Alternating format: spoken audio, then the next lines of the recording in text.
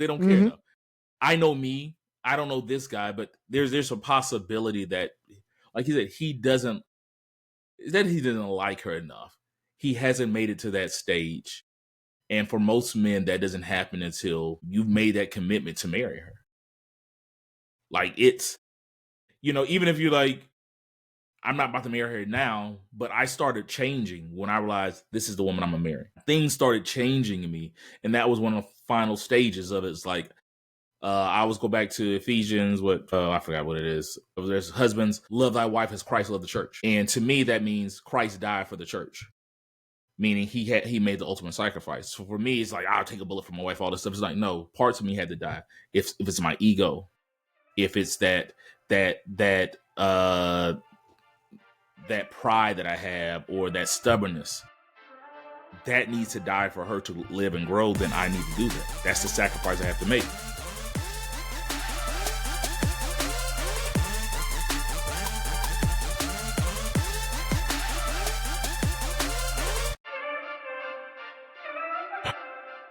What up? It's Three Brothers No Sense, your favorite barbershop style podcast. It's your boy Ferg, joined my co-host Buff and Rozzy. Fellas, what it do? Don't answer that question. Let's go directly to what we were talking about. Rozzy in his seeking of a new NFL team. Byron just asked him, Buff just asked him, he's been an ungrateful fan right now. He's been an ungrateful fan. And you know what I just figured out, Buff? What's up? Because Rozzy's a bad and he likes drama. Yeah.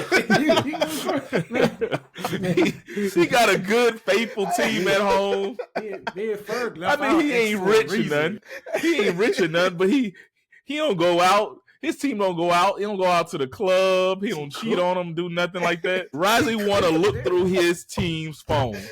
Rozzy wants drama. Rozzy wants a baddie. He don't know if his quarterback gonna start. That's what he wants, the drama. That's what it is. Green Bay doing their thing. The conversation around Green Bay is they're going to be good this year. They're not going to be as good. Oh, they were Super Bowl bound. This was a disappointing year. And full stop. There's never any. There's nothing more. I think that's it. There's never drama. It's not exciting. Rozzy wants drama. Like the Ravens, everybody talks about. You want to be on that roller coaster, loser? Yeah. Everybody talk about Lamar and overrated. Like Rozzy wants that. Yeah. Rozzy wants to be in a dysfunctional relationship. For your ex posted some nice selfies, man, against Philly, Kansas City, man. Man, that might be some filters. She found her ankles, yo. I'm just saying, bro. We posted some nice selfies. Post breakup, she outside. Hey, we're not broke. We're it's complicated. We're taking time. We're trying to see what's out there. We're seeing other people, right? We're taking a break. Isn't that what they call it? Okay. We're taking a break. You know. In all seriousness, I will say, since you guys, even though I think y'all gave too much for that Jets defensive tackle, since he's come, the defenses look a lot better, man. Well, it couldn't look any worse, sir. Look any worse. It couldn't look any worse. The worst part about this is there's so many things that could happen. They can make it to the playoffs and make a hell of a run. This is a scary looking team. Mm-hmm. They can do great and miss the playoffs they can do everything they're supposed to do, but they don't control their own destiny, right? They can finish 11-5-1, hypothetically, and still not make it. And then all that's going to do is set up for this next year where, oh man, and then we're back to square one. Or they can make it to the playoffs and make a hell of a push, or just do the Dallas thing, or they can lose the rest of these games. Who knows? It's so many possibilities. Yeah. And none of them will surprise me. It's going to be exciting. If they make it to the playoffs, whoever they play, it's going to be exciting because you really don't know what the hell you're going to get. Yeah. You really don't. Yeah. But the thing about it is that's exciting. That's exciting. Oh my gosh. That's what you kind of need a little bit of that. You want to know if your team coming home tonight.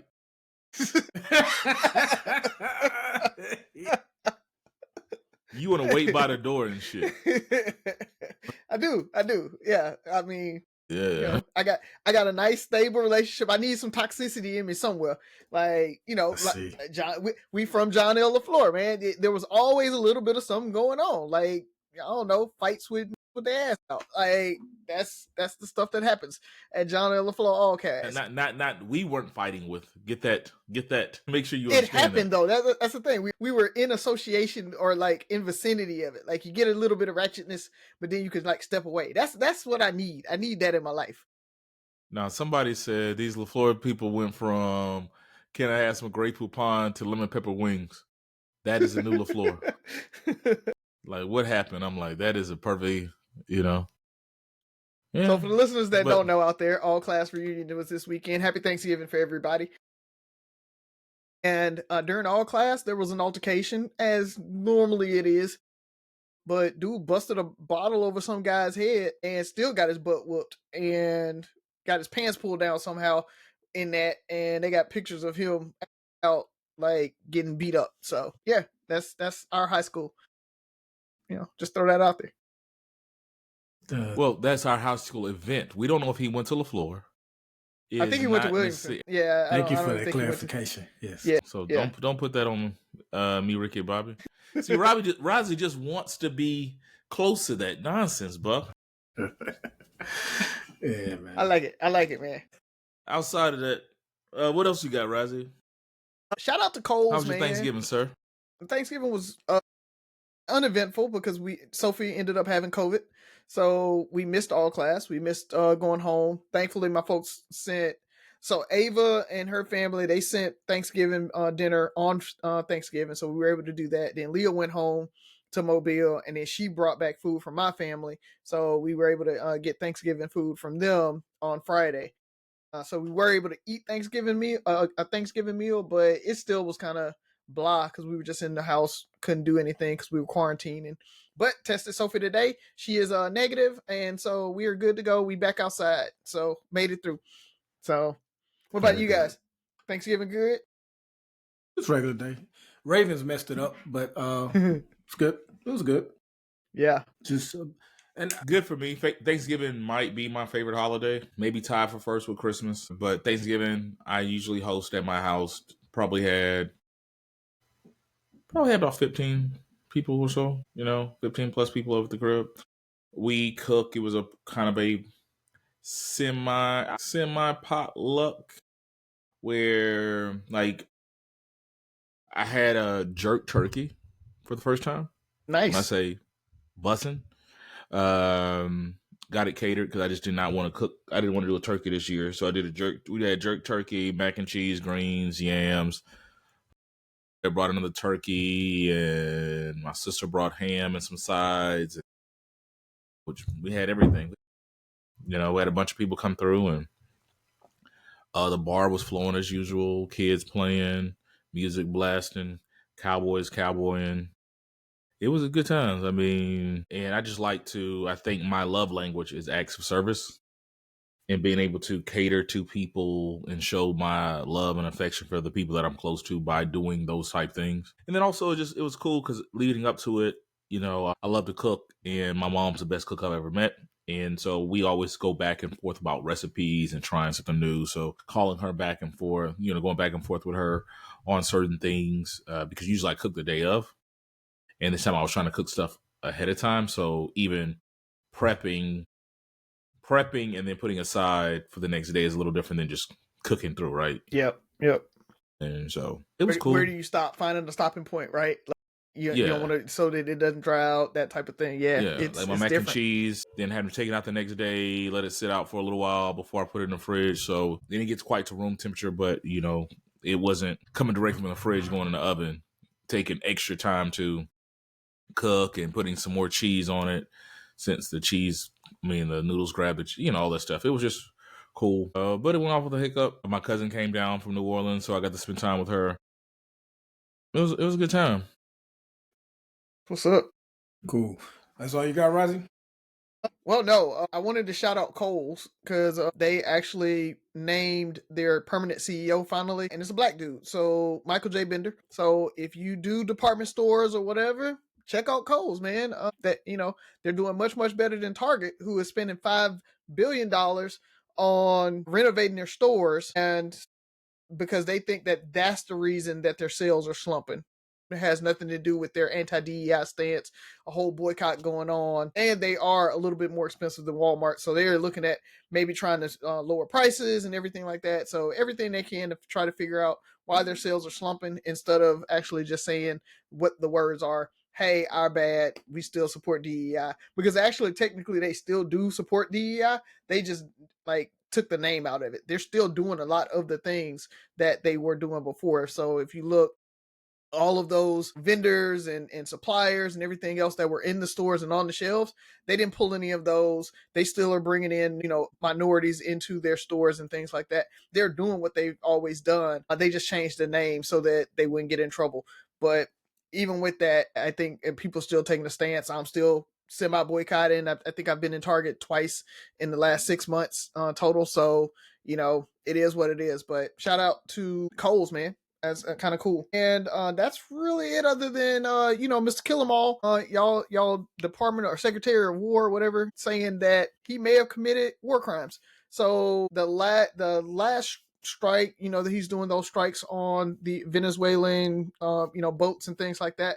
The last strike that he did, they actually found 2 survivors in the wreckage, and the commander, so he didn't actually say do it again, but the commander decided to go ahead and fire another shot and kill them, even though they were unarmed and everything, which is against Geneva Convention, which is considered a war crime.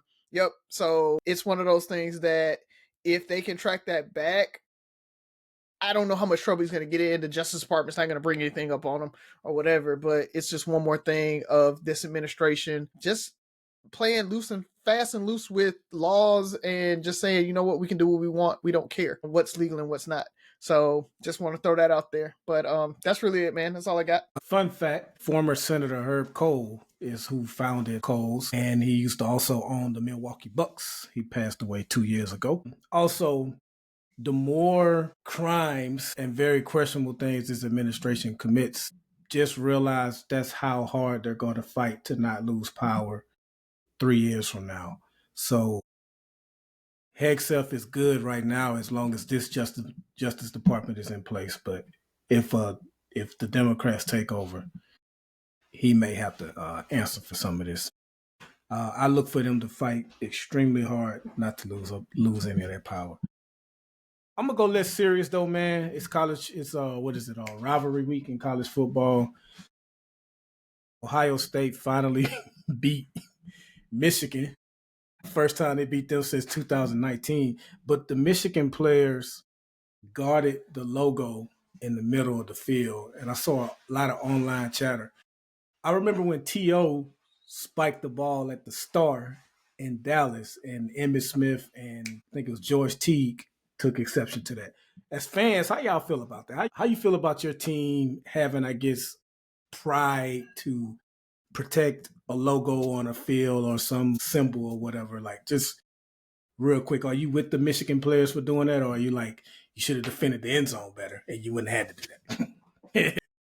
Both of them. No, I do. I think, you lost or whatever, but there's a level of disrespect in sports, right? Yeah. Like we teach our kids when I'm coaching is you got to be a good winner just like you got to be a good loser, right? And I think a little bit of that whole having to protect your logo and protect the things comes from those winners not being good winners. So I'm for them protecting it. I'm for them saying, hey, you're not going to disrespect us and our team just because you beat us there. So I'm all for that, but I'm also for like the teams not doing it. Like no team should do that. Yeah, like you should win and be a good winner, right? Be a gentleman about it, or a gentlewoman, and take the win and keep it moving. So be excited, in your locker room, on the field, on the sideline, whatever. But you don't need to disrespect that other team like that, right? Like we line up and we do the handshakes for a reason at the end of the game, no matter what. And I think that's a little bit of it's getting lost in this new generation there. So I'm with it. Yeah, I'm in full agreement with Razi. I'll go one step further. I don't think there's ever a time or right time for disrespect. I can't think of a single time in my life where this was like disrespect it's intentional. right? Yeah. It's if I beat you, there's no need to stand over you and parade over like it. We won between the hashes. You beat us. You were a better team than us this day. That has nothing to do with disrespecting their fans, the school, what they stand for, and all that stuff. And then some people, oh, it's football, it's a warrior sport. They'll call me soft, I don't care about what anybody says. But I just think those are the people who don't have a problem with disrespect. I don't know why the win isn't good enough. I don't know why. Yeah, we Exactly. beat y'all ass. Go. Let's get back home so we can really celebrate. I don't know, but I'm with you guys on that. The only other two things I got is about 2 years ago, I said Nicki Minaj was a stupid bitch, and I appreciate her proving me right as she took her simple ass to the United Nations and parroted the administration's lies. You barbs. And this is coming from someone who I have said she is arguably one of the greatest female, not only female MCs, but MCs. She can hold her own against anybody. We've seen her do it on certain songs with huge artists. With that said, you got to call it what it is. And I don't know what's going on with her in her household. Explain to the people what she did, Buff. She went, so we are, what country is it over in Africa that we're saying they're like killing a whole bunch of Christians and South Africa. South Africa. Yeah. And so she doesn't know. She's been a Trumper. She's been MAGA for a minute. She's been kind of like quietly, but lately she's been spoken up more about it. I guess the administration saw it and wanted a big name, so they had her go to the United Nations and speak on it. That's not what's going on at all in that country. Just like we making up stuff in Venezuela, man. We about to go to war with them over some stuff, kind of what Orazio alluded to with killing people in boats, man. So it's a lot going on with her, though. It's not just that. She all over the place, bro. And last but not least, does anybody know what Nissan is doing? Like, they got rid of the Altima and the Maxima before that. And apparently, was the Altima like the official AKA car? I saw a lot of comments saying, go check your local AKA chapter. Apparently, a lot of AKA drive Altimas. I don't know. I think Altimas are known to be a female car. Yes. Mm-hmm. A very feminine car. And I guess in the community, they are considered ultra feminine, I guess. I don't know. But yeah, I have seen a fair share drive Altima, so. It just seemed like those are like two of their more popular models, man. Especially the Maxima. I couldn't believe they had already gotten rid of the Maxima. Yeah, the Maxima. I saw the Maxima starting to fall off when they did that, but the Ultima again, I'm with you on that. But did sedans in general, not really. The Ultima started looking like the Maxima, so I was like, I guess I can kind of see why they got rid of one of them, but to get rid of both. I know. I worked at a Nissan. When I worked for Enterprise, I worked at a Nissan dealership for a while, one of my branches. And they had a lot of problems with the Ultimas at one point. So I don't know if that was part of it. There was a lot of recalls. A lot of recalls to the point where because we were at a Nissan dealership and we were the loaner cars for their fleet as well as their body shop. So when they had a recall, they're calling all those they're telling the customers to come in to bring their cars. But 50-60% of my vehicles are Nissans as well. So now I have a recall on the vehicles. You wanted to take your customers out of the vehicles, and I got to take half my fleet out. I'm like, I don't know what you want me to do. That when I say, and that happened multiple times. Yeah, multiple times. It's like, yeah, we're gonna need. We got about 20 people coming in. Sir, I'm trying to get the cars back. That because you got to think, I'll have somebody in a car. Imagine me calling you, Buff, like, hey, Mr. Evans, sorry, this is Guardsmen Enterprise. Just found out that Nissan has a recall on the Altimas, and the vehicle you're in is one of the ones. What can I do? How can I help you get that back so we can do exchange? And it was, I might have to meet you at work and exchange it out, on your break or whatever. It was a headache. So I'm just doing a 1-for-1 swap to take the car that's on the road off the road. At the same time, you're bringing other customers to put in cars. It was a headache. It was just days where I used to sit there and just look at my screens like this doesn't make sense. So Gonna bring that stanza back. But you're right. I think, as you were saying, the crossover vehicles are taking over now. I don't see as many people really pushing sedans, true sedans. Yeah. Yeah, I think that's what's happening. They're going all in on their crossovers, their SUVs, and maybe a small car. Which, you know, the Ultimate and Maximum were full size, or were they? I think one's standard, one's full, and so I think that's what they're looking at. Depends on how you want. Yeah, depends on how you want to label it. Yeah, so I think that's what they're looking at, is they're going compact and then go straight into crossover. They're trying to kind of slim down their line. So that's the only thing I can think of with it. But either way it goes, it's weird. And man, with tariffs too, I could see, you know. So that's all y'all got? Yeah, that's all I got. Yeah. So we ain't gonna talk. It's a lot going on. We're gonna talk about DC. We've been gone for 2 weeks, so yeah.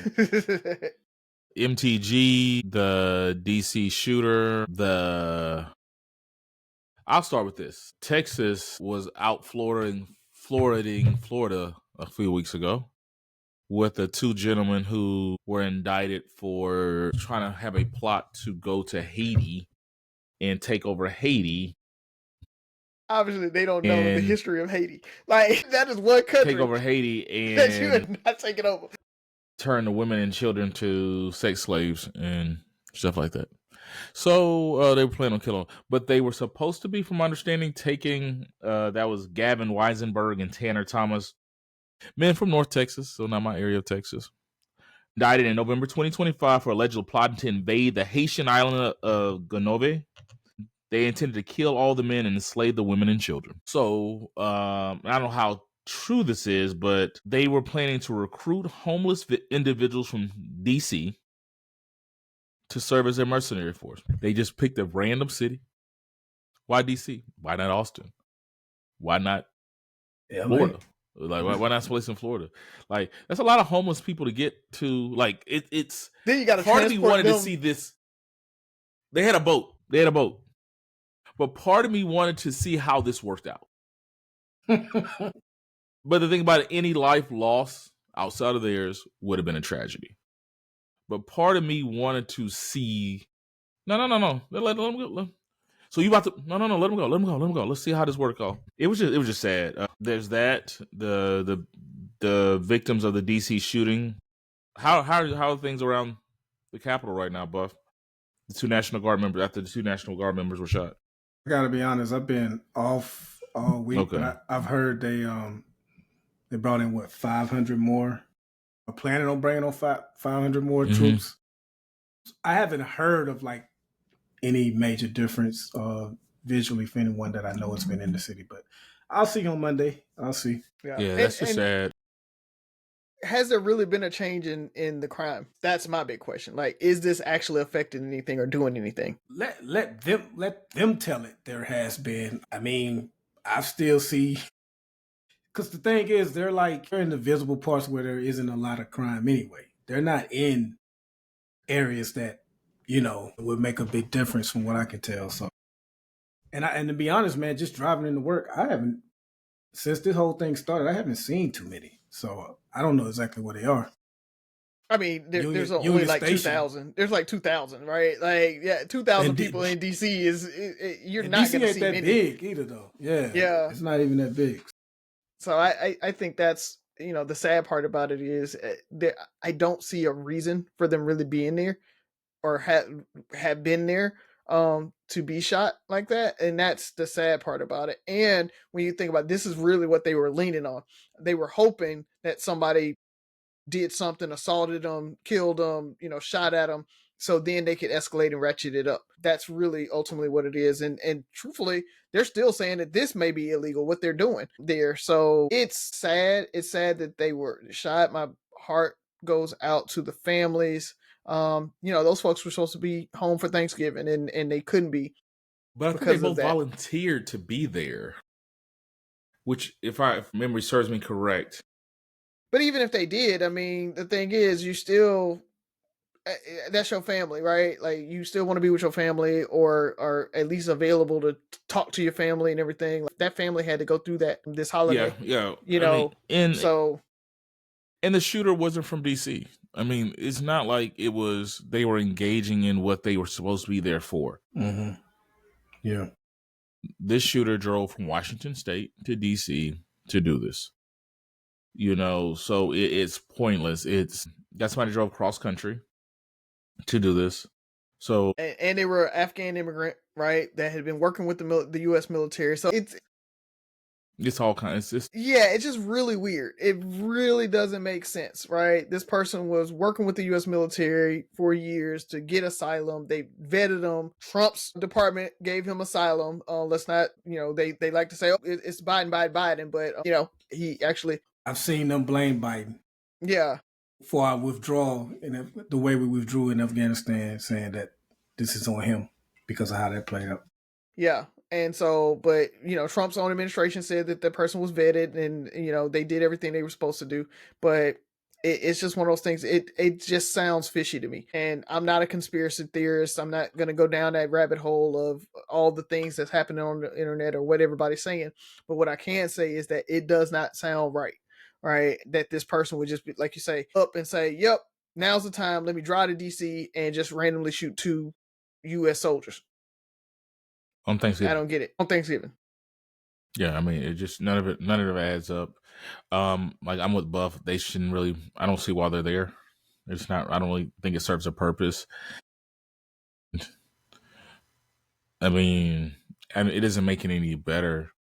But I've been, we were National Guards people, but I just remember being at drill and had to do stuff that I just rather have been home with my family. Right? These are National Guardsmen. Are civilian soldiers. They have their own civilian lives, and they volunteer to join the military. They commit to protect and serve, but at the same time, it wasn't this, right? It was helping disaster relief and all that stuff when you're at home. Never did you think you'll be sitting in DC, because these are people that can't go to work. These are people that have to take off work. These are people that have to be away from their families and all this stuff. And this is kind of stuff that's happening. And I could only imagine what the morale like right now with them is. So yeah, and to your point about like they volunteered. A lot of soldiers volunteer because sometimes a lot of times they get paid more when they go on active duty orders than they would, or if they even have a job at home. So a lot of them, reservists or National Guardsmen, they don't have a stable income or whatever. And so they're like, when a deployment comes up, even if it is 90 days or whatever, they're like, yo, put me in, coach. Like I know when I was commanding, there'd be soldiers who were like, hey, you got anything? You got anything? You got some 8-ounce orders. You got some 8-ounce money. You got, whatever you got. Send me on 2-week school, whatever, because I don't really have anything stable right now. So there are people out there just like, anytime I can get on orders, put me in, coach. And so those were some clutch opportunities. I take that, I do remember those days. Yep. All right, I'm done. Unless we're going Marjorie to Taylor talk Greene, about. Yeah, we can talk about her and how she's retiring so she can get her pension and then she can go on a book tour and make a whole bunch of money after, insider trading and making $40 million in net worth over the last 2.5 years. We can talk about that if we want to, but all I know is, man, she played the shit out of y'all. Oh, that's all I gotta say. And the good part about it that way. And the funny part about it, though, is she played it so well, and now the shift back to the middle so she can look like she's not like a super hyper MAGA person, so that when she goes on her book tour and everything like that, she can sound like a normal person when she goes on her speaker events and everything like that. Man, she played this to a T. Like, because politicians are real good about like being a different person in every like area. So, I go in this space and I'm this type of person. I go in this space. Marjorie Taylor Greene, she put on the mask and she said, yep, I'm a Trumper. I'm a conspiracy theorist. I'm blah, blah, blah, blah, blah. And as you can see, she was just smart about it. And she's shifting right back to the middle. She's still an idiot, but at the same time, she is smart enough to shift to the middle before she actually retires from Congress after, what was it? I think it was 2 years, right? She didn't even do a full term, did she? She did 2 terms, I believe. 2 terms. Okay. Yeah. So, yeah, just enough. Like, I think her pension goes into effect in January, and so she's out right after that. So, it's crazy, man. My bad, Ferg. I just took over. No, I mean you put it like, I'm the novice when it comes to politics and stuff like that. I know enough. Maybe I'm naive and just like was thinking like she was like, yeah, enough is enough. But it could be very well. You make a very valid point. Like, yeah, time is up. Let me put my papers in, get my stuff together, get the hell on. Because I mean, she's done nothing. She's done nothing of actual substance. Like every bill that she sponsored or whatever, just were these random ass bills that we're never going to see the light of day and everything. I don't think she's like sponsored a bill that actually passed. So like she did nothing during her term. So it's bad. I don't know. I'm pretty sure our co-host can't really speak on this. So Marjorie Taylor Greene is a member of Congress, and I am there to protect her and the other 534 members of Congress. Right. Duly noted. Yeah, it was surprising to me how quick everything happened and how the shift came. And I didn't know if it was linked to the latest email releases. Yeah. And all that. I didn't know if she just... Well, it could be. I mean, I hear Rozzy's take, but it could, like, there is our good friend who was on the show earlier this year, Leanne Caldwell, wrote an article on how a lot of young male voters have become disappointed with the Trump administration. And she could be one of those people that, believed whatever she believed in him and the whole MAGA movement. And as she's gotten closer, and especially with the Epstein thing, and then the Obamacare extension seemed to be like the fork in the road for her when it comes to her and following him. And so it could be a case, again, like Ferg said, I could be naive, but it could be a case where she's like, you know what, this ain't what I thought it was, and just said, I'm out.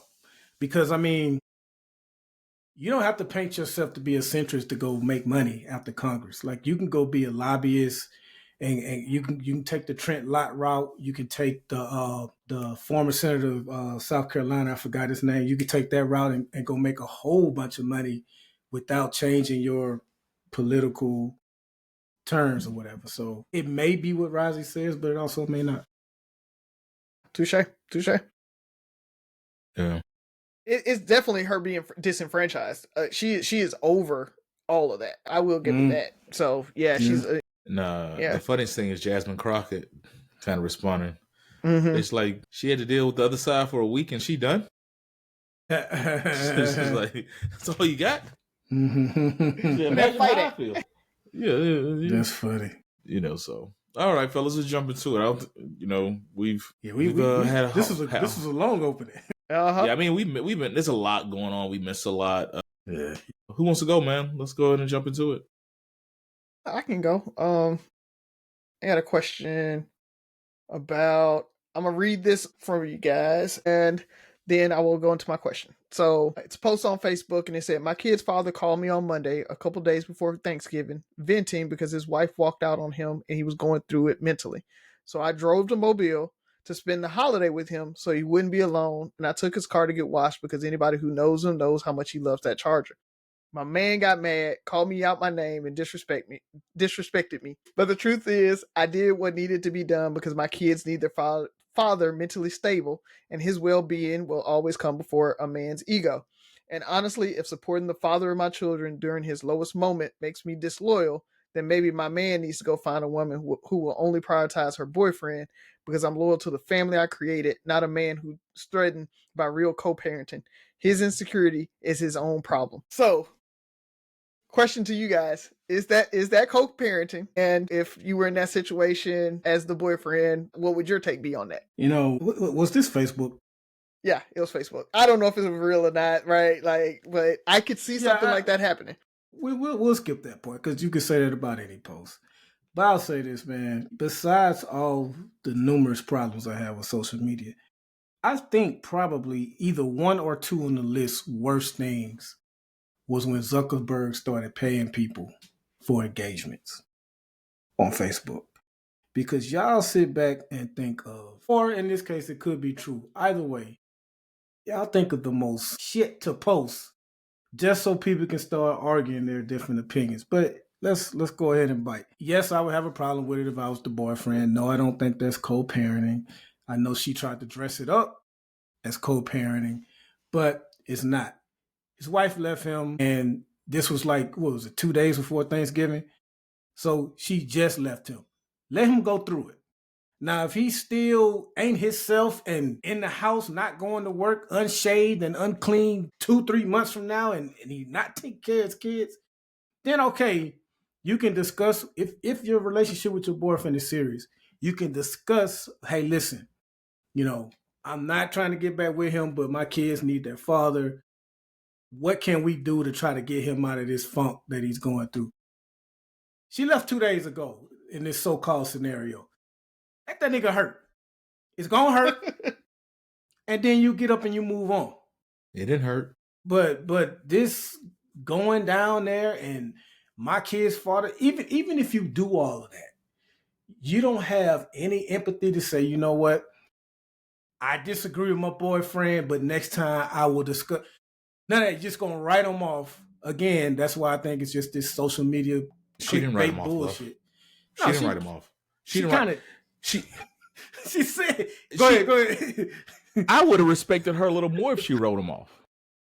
Right, write him off is like, I ain't hearing all that. She attacked him. Mm-hmm. He became the problem. A write-off is like, you know what, I don't got time for that. She literally saw he's insecure. He need to go find a woman. Yeah. Mm-hmm. He needs to. She's leaving him on Thanksgiving, right? So I agree with everything you said. Fuck his feelings. It's about the ex-husband's. It's about his feelings. Yeah, isn't it? Just take the Mac out at 10, okay? And the comments. It's always the comments, the engagement. It was so many people who agreed with her. Mm-hmm. It was a lot of people that agreed with her. And I'm with you.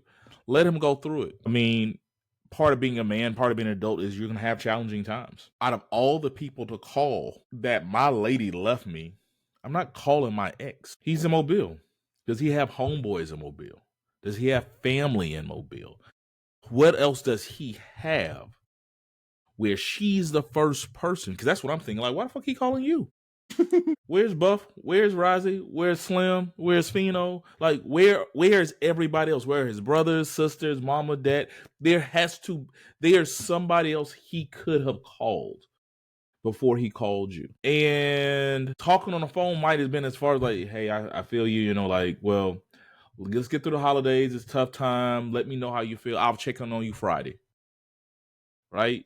Mm-hmm. It's because I don't know, and maybe she left it out, but did she have a conversation with her current or hopefully ex-boyfriend? Just saying, hey, like, probably, you know what? Like, I'm going, right? I mean, the way it sounded like she just got up and left. Like, it didn't say, we argued about it. He told me he didn't want me to go, and I went anyway. Right. It sounded like once I got down there, and I'm washing a nigga car, like... Forgot about that part. I forgot about that part. I've been married 13 years. My wife don't wash my car. Anybody who knows him knows he likes to keep the Charger clean. Well, then if he like to keep it clean, he need to go clean that motherfucker. That'll take some time. It's the wife left him 2 days ago. The first thing he's doing is calling his ex, or within a short period of time, calling his ex. She might be back. 2 days ago, she might be back. Mm-hmm. She's been waiting on this. She's been waiting on this moment.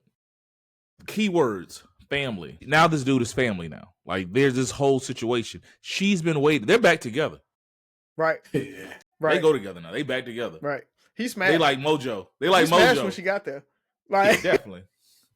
She had to make him feel better. Make me feel good. As you were reading this, I'm thinking about the comedian Mojo. Mm-hmm. Light-skinned dude that we just talked about. Mojo he always Lowry, go to his ex-house. Yeah. That's Mojo. Her ex-boyfriend is Mojo, or ex-husband, or baby daddy, whatever he was. Can I ask? Because can I ask something that might be slightly controversial? For you said a lot of people was co-signing. Was it mostly women? But you flip this and a dude do this, and they wouldn't support it. That's my thing. Like, no, I don't want to go down that road. Go ahead, Ferg. Continue. I mean, I'm with you exactly. I thought that was what was understood and need to be said. Yeah. And you But know, I think she left some context. There may have been something where, you know, he was like, hey, I'm suicidal. She knows he's suicidal already. He's depressed already. And this happened on top of it, that type of so thing. washing his car, that's what saved his life. I don't know, act of service, right? Like that. Hey, I'm doing something to make you happy. She put a But lot. I saw the post. She put a lot that. out there. She could have mentioned something. She could have said said that car for her to name what it is. He's had problems with depression, anxiety. You know, he's dealt, like, she could have. There's times where, and I've said this before, sometimes people need something more than you know or you need, right? Like, hey, I normally wouldn't do this, but there's more to this. And then being able to have understanding from the boyfriend's point of view. It's like, I understand why he's upset. I get it, but I know my children's dad deals with depression and something like that, and I would hate for something to happen to him and leave my kids without a father. You know what? I get it, right? That's a whole different story. This nigga insecure and maybe he need to find a woman. You just try to find a way to break up with him. Because as I think about it, there was key things. She called him my baby daddy, right? She never said they were married or anything like that. Children's father, whatever. Maybe she's been waiting on the spot the whole time because he was married. So her current boyfriend is like a placeholder. I mean, he might have been good enough until this shit happened. Like, it was the fact that, you know, bingo, I got action. Yeah, you be the coach at South Alabama, then Big Alabama call you like, hold on, you know, always wanted this coaching job, and now you got the job.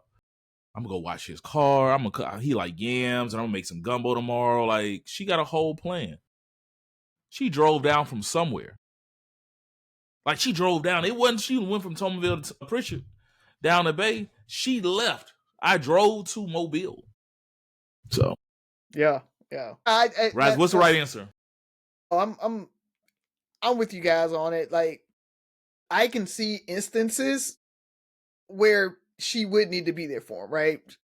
Like you say, he's kind of super introverted, not a lot of friends, no parents, not a lot of family, or they don't mess with him or whatever. And I know that he's dealing with depression, blah, blah, blah, blah.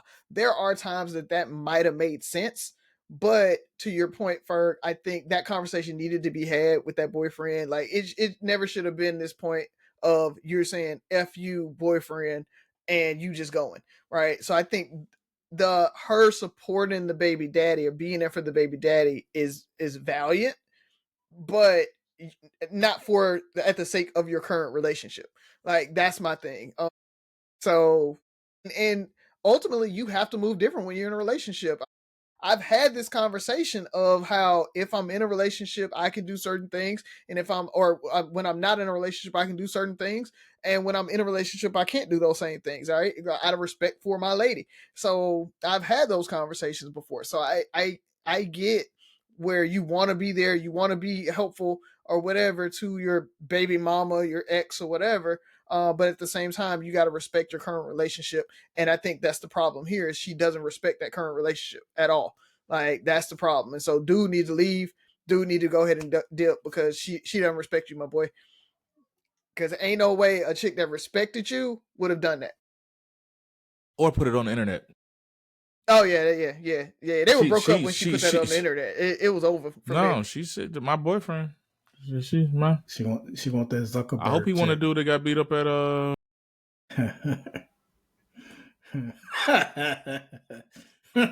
What? What happened? That's my story. I'm sticking to it. That's what it, else man. y'all got? That's all I got. What else you got? Once again, me and Rozzy are in sync with our questions. Mine kind of is relationship based too, so we can go there unless you got something different. Let's go. Let's do it. So this is in the paper. I'm gonna kind of skim read it because this chick said a whole lot. But basically, she wrote in and said her wonderful boyfriend and her have been together for 3 years. They own a house. They got pets. They plan to get married soon. Parenthetically, she says, pending his proposal. So she's hoping to get married soon. Mm-hmm. Bro had brought it up. But she goes on to say that he has this permanent bracelet that he bought with his ex. And she used to be his next door neighbor before she became his current girlfriend. And that he would vent to her sometimes about his ex and things like that. But he has kept this bracelet and it's bothering her. And she hasn't said anything to him about it, but he won't get rid of it. And she thinks it's disrespectful for him to keep. She doesn't understand why he would keep a permanent bracelet that he got with an ex. They both got these bracelets together. Why would he keep it? Should she say something? Would they show her insecurity, or should she tell him that he's being disrespectful? So where you guys line up? If you're still a little hazy on it, I can read it. I was just trying to skip all of what she wrote because, like I said, she wrote a lot. But where y'all line up on? What's she a being permanent bracelet? It's a bracelet that you never take off, I think, or it's a bracelet you get with your significant other, almost like against a promise ring or some shit. Like a promise ring or something. You're supposed to always keep it on or whatever. So a grown-up friendship bracelet slash promise ring. Is a bracelet fire? That was gonna be my question. Is it like the bracelet fire? Yeah, like is it like with her name engraved? Is it her name engraved in it, or is it just like it's a dope ass bracelet? Yeah. She did say it was an expensive piece. It's a expensive. What would she want him to do with it? Get rid of it, or I guess put it away. Put it, not wear it, and maybe get one with her instead. I don't know. Did she try to buy him a different one, or like okay. buy like that? Let me do this. Yeah, Razi, edit some of this out. I'm gonna read it to y'all. All right, I'm gonna read it. I'm gonna go ahead and just read it. Edit some of this out, Razi. My wonderful boyfriend and I have been together 3 years. We own a home, care for 3 pets, and plan to get married soon, pending his proposal. Our relationship is truly lovely, and I have no complaints or doubts about our commitment. There is, however, one thing that's been nagging me. Before we started dating, he was with someone for 5 years. Their relationship was strained. They saw each other once or twice a week, never lived together, and rarely discussed marriage. I know this because we were neighbors and friends for 2 of those years, and he confided to me, and he felt disconnected and wanted more from a partner. Still, he's a thoughtful, romantic person. So during year 4 of that relationship, they got permanent gold bracelets together. Because of its permanence, he continued wearing his well into our relationship until recently when it broke. I made a lighthearted joke about getting his ex-lover's jewelry repaired, but honestly wondered if it would stay on his wrist forever. Would we ever get... I also wonder, would we ever get one together? Would he wear it during our wedding? When it broke, I was relieved, thinking I wouldn't have to wonder anymore. But now he wants to get it fixed. The artist who made it is coming to the city we're visiting in 2 weeks for my mom's birthday. I had hoped to get a permanent piece with him there, but he's talking about asking the artist to repair the old one instead. This has made me upset. I understand it was an expensive bracelet, not some pop-up market bracelet, but it still represents a significant moment with a former partner, one I'd rather not see resurface. I suggested he sell it or trade it in, but he doesn't seem open to that. Since he's non-committal about getting a new one, I told him I'd get a bracelet with my mom instead. Happy, and I'm genuinely happy about, though partly made to show my hurt. I've explained that I struggle to separate the gold's monetary value from the meaning it once carried. I just can't understand why he'd want to keep something that symbolized another romantic relationship. I'm not threatened by his ex and have never felt jealous before, but in this case, no matter how he insists, it doesn't mean anything. I can't get past the principle of it. What should I?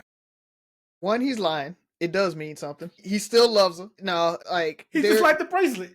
He can like the bracelet all day long, but if his current girlfriend is offering to say, "Hey, I will give you the exact same one or a general one with me and you," and so it's not about the bracelet at that point. It's about that emotional attachment and that memory of that old relationship. He is not over that relationship. And I kind of fumbled a bit too, because so the bracelet wound up breaking. And she made a joke saying, "Oh, you're gonna have to get your ex's, bracelet repaired," thinking that he would be like, "Nah, I ain't gonna worry about it." But dude's like, "Yeah, I think I'm gonna get this fixed." I miss wearing it. Yeah. So and with her saying, so it sounds like she's even brought up, hey, let's get one together, me and you. And she's like, he's non-committal on that too, blah, blah, blah, blah, blah. So that's why she's getting one with her mom. Right. So I really feel like it is 100% there's something there with him and that ex where he's just like, I got to hold on to this bracelet. Those 5 years that they were together, even though people latch on to toxic relationships. You guys joked on me about it, right? Like that toxic relationship is something that it does draw you in. And so those memories can be there. And so even though he is happy in his current relationship, he might be a little bored with it. He might like that toxic shit, right? Like he might want to go back to that. And so I'm all with her on there's an issue there. Now, can he go back to the ex? Is he going to get back with the ex? Maybe not. You probably are kind of the next best thing. He can love you. I always talk about love isn't pie, right? He can love you just as much or love you and love that ex too. And I think that's valid. But for him to continue to wear that, and knowing that you have an issue with it, just like the last situation, right? I think there's a level of disrespect. I think there is a little bit of I don't care enough about you to make this change right now. And so it's up to her whether she's going to decide to stay in that relationship until he's ready to make that switch or leave because she doesn't want to wait. That's totally on her. But as of today, right now, he doesn't like her enough. I agree with probably 70 to 80% of the stuff you said. I don't think it's necessarily about the ex. I don't think it's always that. As somebody who had a bunch of female friends and even had something, I'm not going to say exactly the same, but similar, where my girlfriend, then fiance, now wife, had ideas of how she wanted me to move with things or relationships concerning my ex, didn't sit well with me because I felt I was being controlled, knowing that there was nothing more to this than what I'm telling you. So, hey, I just like this bracelet, yada, yada, yada. Nah, and then you make this little snippy ass joke. Mm-hmm. Now it's like, oh, man, this is the shit I be talking about right here, da, da, da. Like, see, she always got something to say. Like, if I wanted to be with Joan, I'll be with Joan, right? Like, and so he's part of him is still not holding on to the ex. I think he's still holding on to who he is, and he hasn't made the commitment to be that.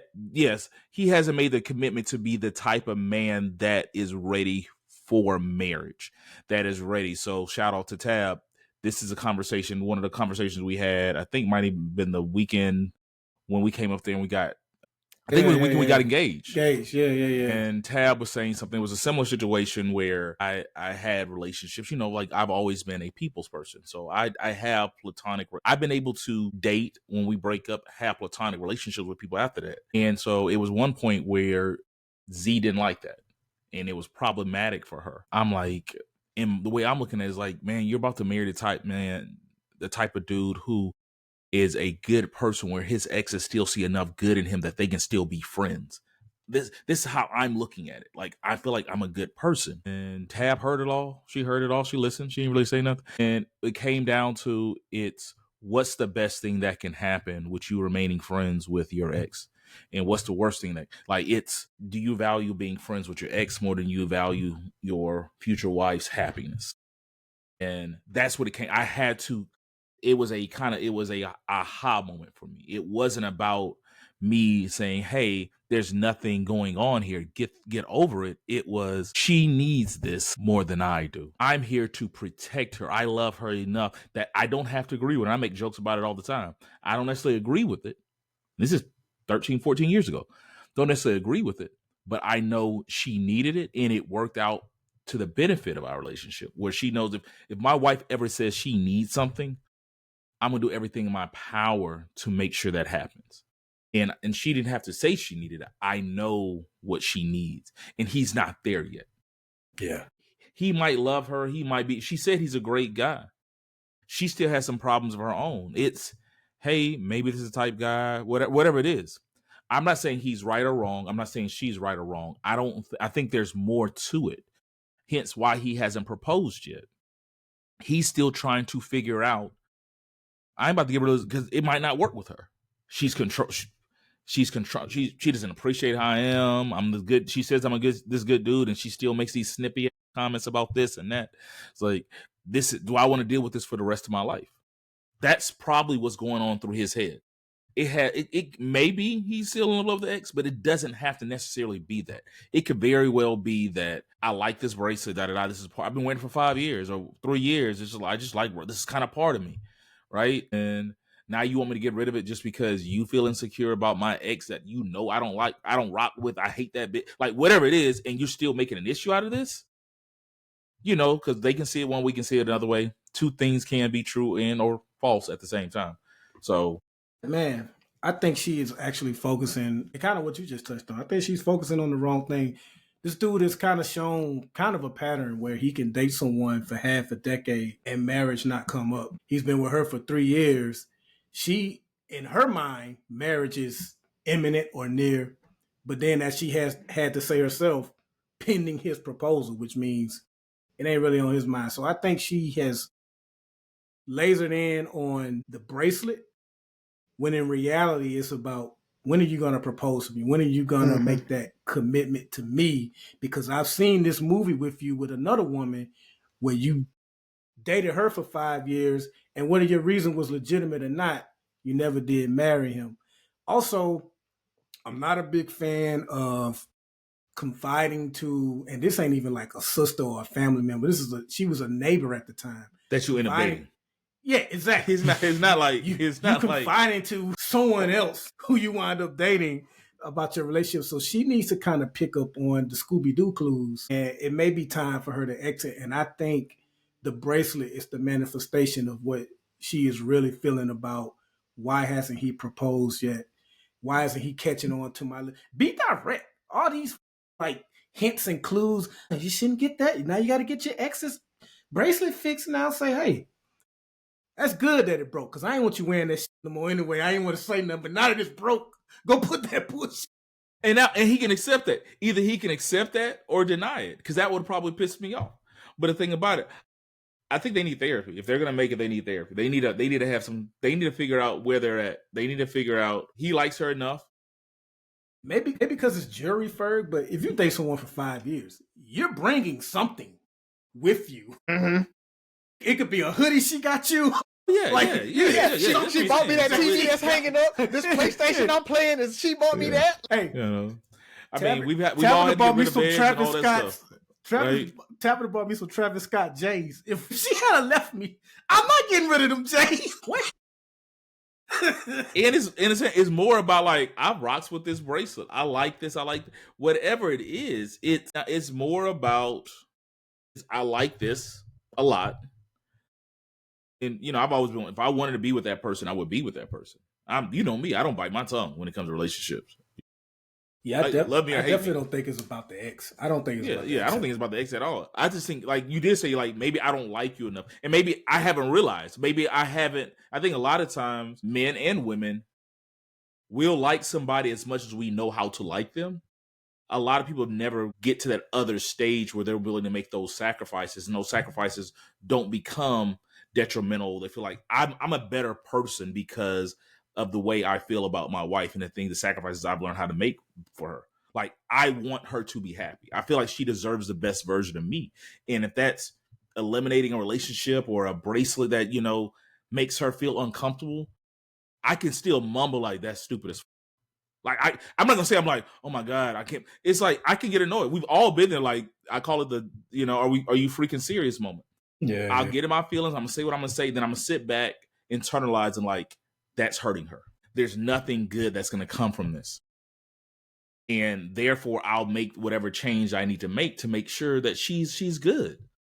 Like, that's it. And I wouldn't have done that for anybody else. Right. Nobody else I've ever dated, I would have done that for. And I have to tell Leah that all the time. It's like, I don't have to agree. I don't have to like it. I don't have to want to do it.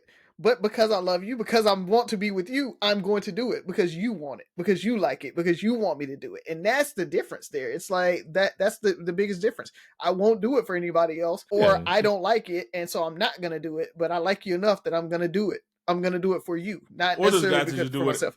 Yeah. Because I'm not one of those guys that just do whatever. Like, there's some people like, they'll do whatever for everybody because they just don't feel like dealing with it, right? Like, and sometimes it's just peace. I've had homeboys like that, whatever she wanted to do. I don't care. Shit, I don't care.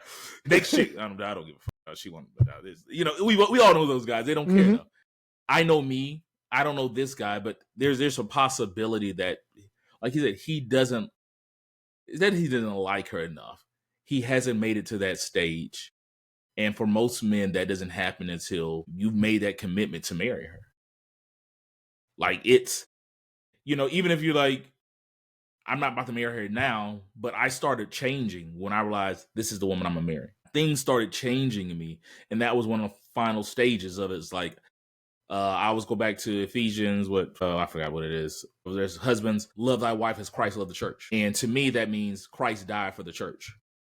Meaning he made the ultimate sacrifice. So for me, it's like, I'll take a bullet for my wife, all this stuff. It's like, no, parts of me had to die. If it's my ego, if it's that pride that I have, or that stubbornness, that needs to die for her to live and grow, then I need to do that. That's the sacrifice I have to make, and then 3 days later I'll rise and be good again. And they have a commitment. I don't know if she literally meant it, but she said they own a house together. So yeah, I mean, yeah, that's a stronger commitment in the marriage in some cases. Yeah. And so, and I think they need to figure out. They need to talk through it, because, like you said, but you can come out and say it. But sometimes I've been in therapy with my wife, and what you say and what I hear could be two different things. So sometimes having somebody who can really mediate, and that's the reason I think premarital counseling, not all just counseling all the whole time, and premarital counseling help you deal with some of those things and say, hey, son, have you ever thought of this? Once again, one of my biggest lessons I've ever learned, and Tabitha didn't say it in those words, and then they reinforced that when we went to premarital counseling, and I've stuck with that. It was, what's the best thing that's going to happen? Essentially, she needed that more than I needed a friend. And so, yeah. All right. Love it. Yeah, you get 2 questions next show, Ferg. Oh, man. I don't think you got one the last time. Yeah. I speak enough, bro. I don't really need a question. No, you did. Rising question wound up being my question too. So we just Ferg had first question. All right. Well, let's go ahead and close it on out, fellas. It's a good show. All I got, man, is the new team that I'm dating right now, or at least looking at. I see her across the bar in the Cleveland Browns. Oh wait, yeah, am I back? Okay, you good. Okay, all right. Yeah, you good. So yeah. So anyway, back to what I was saying. So only thing I got, man, is the team that I'm looking at across the bar a little bit. In the Cleveland Browns. I see her over there. She looking ratchet good. Like one of those. She hood and shit. But yeah, I like it. I don't know. So but she looks good, but she got a. Go ahead. What? Never mind. I was about to say something. It's controversial. I like y'all showing to Byron made his little slick ass comment. Exactly. I caught myself. Go ahead, bro. Shout out to Shador, man. He's going into his second start and everything. But he's one of the most endorsed rookies right now, and he is committing $5 million from his latest endorsement to build homeless shelters in the city of Cleveland. So that's kind of cool that he's still giving back. He's giving back to the community. He's able to kind of adopt that community, even though we've seen some folks in the organization don't really want him there. But I think the community and the people in that community have rallied around him, and they've done a good job. And so shout out to him for giving back, and shout out to him for picking something that actually is a big deal, right? We talk about homelessness a lot on this show and everything. And so trying to figure out a way to not criminalize it and go out and build these homeless shelters and give people places to stay, treat them with dignity, unlike our president who wants to lock them up and go back to, ugly laws and those types of things. He's trying to keep Haiti safe, I guess. Right. So that's all I got, man. Listen, this Shador Kevin Stefanski reminds me of Robert Griffin III and Mike Shanahan. Mike Shanahan did not want RG3 there. He drafted Kirk Cousins, 2 rounds later in the same draft. He didn't want him there, and it didn't work out. I don't trust Cleveland to do the right thing, but first off, I hope they trade him so I can truly root for him. Right now, he's in the division with the Ravens, so if he stays, I got to root against him most of the season. I'd love to see him get traded, but mostly I love to see him get traded because I think he deserves to be in a better situation. With that said, either Stefanski has to go or they need to trade Shakur and get some assets because you can't play for a coach that, yes, a coach wants to win ultimately, but if you don't have the full support of your coach, man, NFL is too hard. I don't think you need everything to succeed, bro. And it's not gonna work. What you got? I think he's lost a locker room. The coach, I think Shador has a locker room. Yeah. It's just bad. And what I hate about all of this is 2 weeks ago when Shador played against the Ravens, and when they're playing great, have a great defense. And it's tough for any rookie to go in there and win. It was, is this your king with his first start?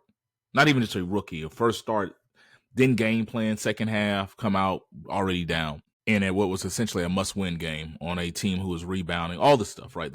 All the cards were stacked against him. And people made such a big deal out of how he looked. And then he came out and played this past week and had a pretty good game. And Stefanski did everything he'd do to not admit that he was going to start this upcoming game. I think they're setting him up for failure with this upcoming game just because I think they're putting so much pressure on. I've never seen a rookie quarterback, third string, be so scrutinized game by game.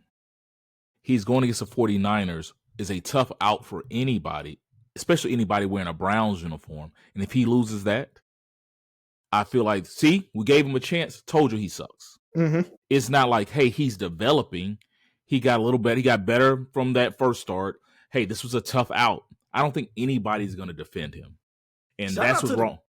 Shout out to the Cleveland media, too, because when I say I'm all in on the Ravens, I don't just watch the games, folks. I watch every press conference, the Ravens media, and I know they can be, but only so tough because you want to keep your job, but they are so soft on Harbaugh.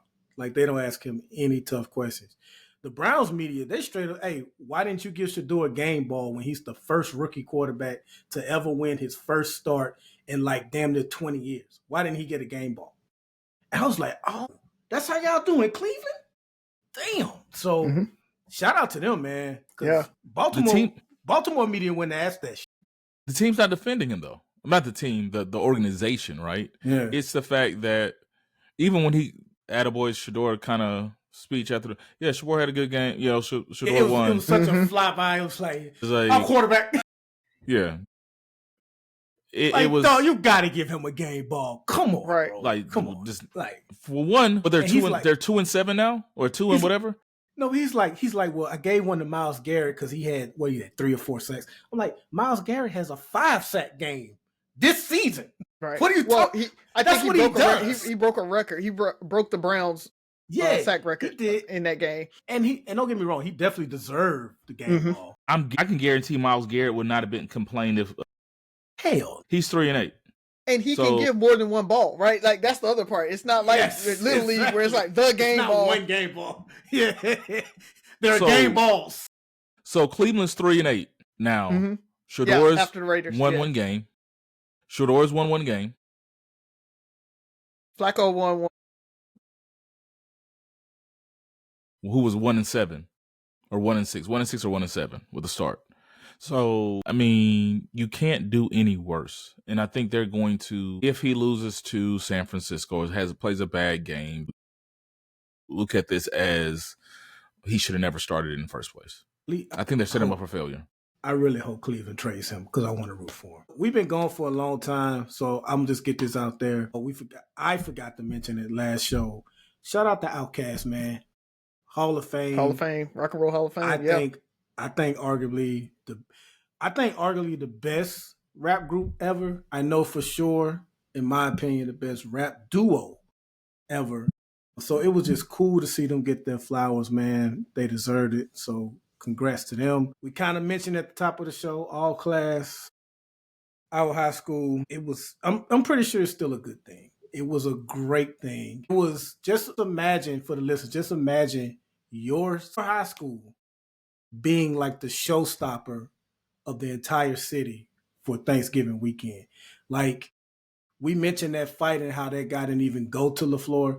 Like we have people from other schools never even went to LaFleur that come to that event every Thanksgiving weekend. It has seemingly, I haven't been since 2019, so I can only speak on a certain level of intelligence on this, but it does seem to have gotten a little more less inviting for people that just want to have a good time with all the riffraff, man. It's not the representation of our school that it started out with. Yes. I think what's happening is it used to get really ratchet I towards wanted the end. to get back to that. Yeah, but what used to happen is it's starting to get ratchet earlier and earlier. I think that's the problem. It used to be that it was over at 12 or 1, and so anytime after about 10 or 11, you could go at 7 o'clock, have a good time to 9, 10, and you could leave. Like the band would come in, and once the band and they did the little pep rally part, you could leave, and then it would get ratchet. That's starting to get where it's earlier and earlier, so it just feels, like you say, really uninviting from an older, more mature crowd. Like you really don't want to go because it's like it's the club at 8 o'clock, like starting out. And so I think they need to get back to kind of ramping it up with some artists that everybody want to see and hang out and that type of stuff earlier, and let people come a little bit later. And I don't know how they do that or how they change that feeling, but I agree with you, Buff. Because I definitely want to see it keep going, man. Even though I don't get to go every year, it's just always been great to watch from afar. Last but not least, the House voted on Epstein, and it passed. I think was it 434 to 1. I think it was only one person that voted against it. Republican from Louisiana. Yep. I just want to remind everybody that it is largely not about justice. This is mostly about politically embarrassing, hopefully certain politicians that are on the other side of your party. That's what it's all about. Unfortunately, it's not really about justice. And that's the part I hate the most. I don't care who's in it. I don't I ride with the Democrats for the most part, but I don't care if my favorite Democratic politician is in it. If they're in it, they deserve to be punished if they can be and subjected to whatever punishment they got coming their way. I don't care. I don't want to cover for anybody. If you're in it, then may you get dealt with, man. But unfortunately, that's not what it's about for a lot of people. We are rooting and cheering and hoping for only certain politicians to be in it. And that, to me, is sad. That's sad. We still don't take rape seriously. All right. Well, didn't expect that to come out. So, listeners, you can turn your this podcast off. This is specifically to Truth Be Told Sports. Hey, fellas, I saw a post the other day talking about going back to Shedeur about the QB rating that Shedeur got from his first game, 8.4 QBR on Sunday. And then it goes to list several other QBs who had even worse stats. Smith, 12.7 QBR, sacked 10 times for a negative 77 yards. Brock Purdy had a 49.2. He threw for 193 yards and 3 picks. McCarthy had 117.9. He had 87 yards, no touchdown, 2 picks, and 5 sacks. Make it make sense. How do they do that? This is QBR, because I feel like at one point we put a lot of emphasis on QBR, but I need help. Somebody help me understand how they come up with it, what's going on, because that ain't right. I mean, 2 picks, 5 sacks, sacked 10 times for negative 77 yards. I mean, make it make sense. So with that being said, Truth Be Told Sports, you on the clock. I need an answer. 3 brothers, no sense. 6 rules of podcast. Listen, like, share, subscribe, comment, and most importantly, listen again. Talk to you next week.